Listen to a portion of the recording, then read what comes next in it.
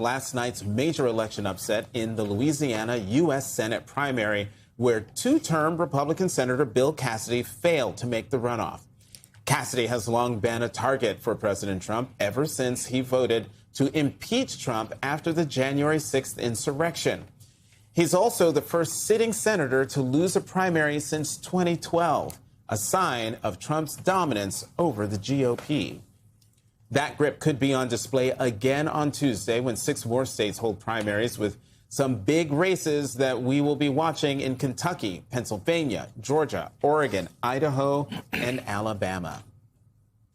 Joining us now to discuss some of those primaries are Greg Bluestein, chief political reporter for the Atlanta Journal-Constitution and MS Now political contributor and co-host of the Politically Georgia podcast; Whitney Downard, reporter for the Pennsylvania Capital Star; McKenna Horsley, politics reporter for the Kentucky Lantern; and Anna Barrett, state government reporter for the Alabama Reflector. Whitney, McKenna, and Anna also join us through our partnership with the State's Newsroom, the nation's largest state-focused nonprofit news organization. McKenna, I'm coming to you first because we're going to go to Kentucky. Let me show you. Oh, this was at 12:40 a.m. I think this is a Truth Social attack on Tom Massie. I'm just going to read some of it.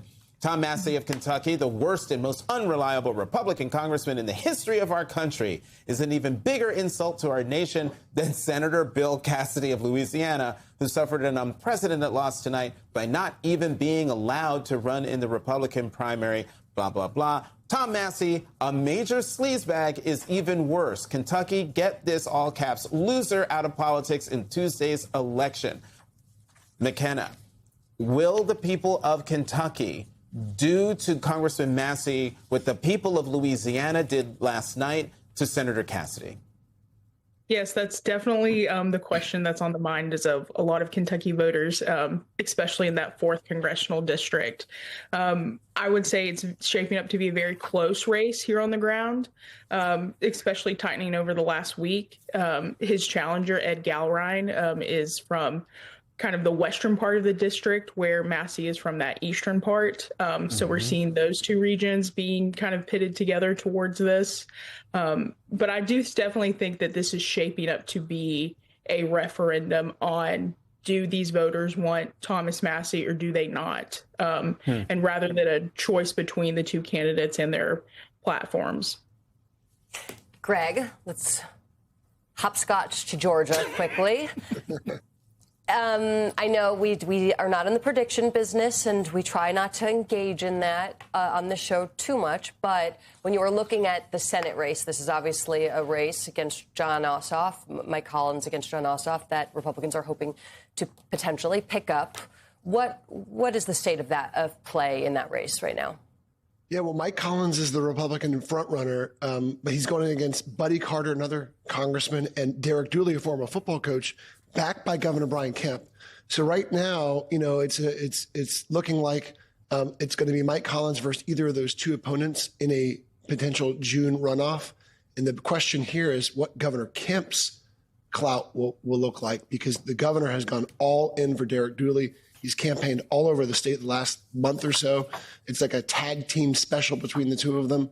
And the governor says only an outsider can hope to beat Jon Ossoff. That basically another congressman like Mike Collins or Buddy Carter has no chance against the Democratic incumbent. That's how strong Republicans see Jon Ossoff's chances in November are right now. Is that an assessment that you agree with? It looks like, according to AJC polls, Jon Ossoff has high approval ratings, of course, not just from Democrats, but also the independent swing voters who will help decide this election. In Georgia, you've got to have, as a Democrat, you've got to have a significant number of Trump voters to back you. And so Republicans have been squeamish here literally for months, not just recently, but for months about Jon Ossoff's chances, because he's at once vulnerable. He's the only Democratic incumbent running for another term in a state Trump won, but also he's formidable. He's the sort of paradox politically. Anna Barrett. Let's go to Alabama. I lived there for exactly 1 year as a kid. I need you to help me understand. I need you to help me understand something, Anna. The Secretary of State in Alabama, Wes Allen, this is from AL.com, said that the primary next week is still on, but votes won't count in 4 districts. They will be voided after a special primary in August. What does that tell voters in this primary in the state about how this party, how the Secretary of State thinks about their votes? What have you heard? So the situation in the special primary in 4 congressional districts, 1, 2, 6, and 7, is a byproduct of the Calais decision, in which we went into a special session to pass legislation setting up that special primary in case the Supreme Court told us that we could revert to our legislature passed map in 2023 that a federal court ruled was racially discriminatory twice. And voters should still, and I want to be so clear about this, voters should still fill out their ballot top to bottom, even in congressional districts 1, 2, 6, and 7, if that is where they live. Even though we have those special primaries in August, because that litigation is not over. The Supreme Court order just sent it back to the federal court here in Alabama to reconsider it under Calais. So it's not over, per se. That's good to know. People in Alabama, I hope you're watching. I got facts for you. Vote. Still vote. 1, 2, 6, and 7 in Alabama. Let's go. Whitney Downard in Pennsylvania. What are the bellwether districts to watch? Yeah, so we really have 4 districts here that Democrats are hoping to flip from Republicans in November, and 3 of those have primaries on Tuesday. Outside of the Philly suburbs, we've got the 1st district, then we've also got the 7th in Lehigh Valley, and the 10th here in Harrisburg. And those are really the races we're going to be watching pretty closely to see who emerges as the Democratic front runner. It's really going to be a test of Governor Josh Shapiro's power within the party, because he has kind of handpicked somebody in each of those races that he really wants to win and set him up for success for potential future political aspirations.